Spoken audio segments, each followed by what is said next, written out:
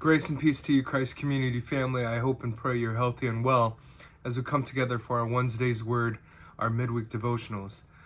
We are studying the 10 Commandments, and for this week we come to our 10th commandment: you shall not covet. Let me read once again from a couple places before I share some reflections. Exodus chapter 20, verse 17. You shall not covet your neighbor's house. You shall not covet your neighbor's wife, or his male or female servant, his ox or donkey, or anything that belongs to your neighbor. Heidelberg Catechism, question and answer 113. What is the aim of the 10th commandment?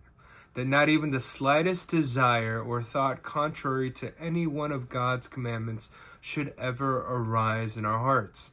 Rather, with all our hearts, we should always hate sin and take pleasure in whatever is right. One way to define the word covet is the following: to intensely and or wrongfully desire something that belongs to someone else, often to the point of wishing the other person would lose it.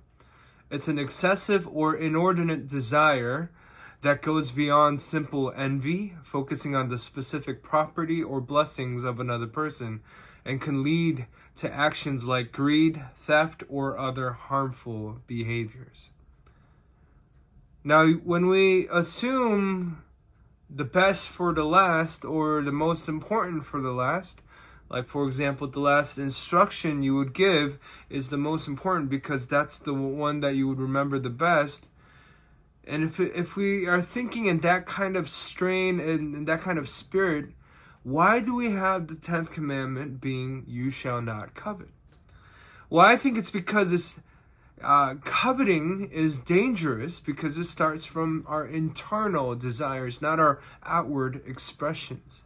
You see, internally, the moment that envy takes over, the moment that covetousness takes over, is the exact same moment that you can probably lose control of those emotions. It's sort of why we have in Exodus chapter 20 an instruction where we're not allowed to covet our neighbor's house, our neighbor's spouse, our neighbor's servants, our neighbor's animals, or anything that belongs to the neighbors. The protection, the safety net, the belonging, the material wealth. I've said this before from the pulpit recently. There are too many Christians nowadays that are focused on comparing themselves with other Christians. Oh, look at their perfect marriage. Why can't I have a perfect marriage? Oh, look at how good they raise their kids. Why I can't, look at me with my kids. Oh, look at them with what they got. I mean, the list can go on. But it's in those moments where envy and covetousness is ultimately controlling you. I love how the Heidelberg Catechism lays it out for us, that any type of envy or covetousness is contrary to God's commandments. It's contrary to God's will. Not just some of God's commandments, but we're talking about any and every of God's commandments. So, but what do we do with our heart, right? That's the place where it all starts, with our inner workings, our inner desires, right?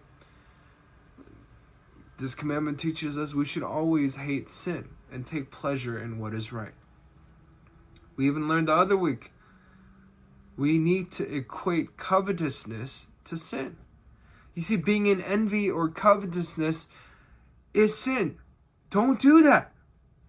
Doesn't that change things when you think of it that way? I want to end with this. Ultimately, this last commandment should be teaching us to learn to be thankful for what we have. Learn to be grateful for the blessings that God has already bestowed upon you.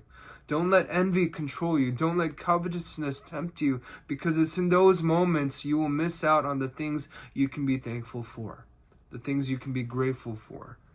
I hope and pray you can hold on to this important commandment as you go about this week. Love you all, but God loves you more. Have a blessed week.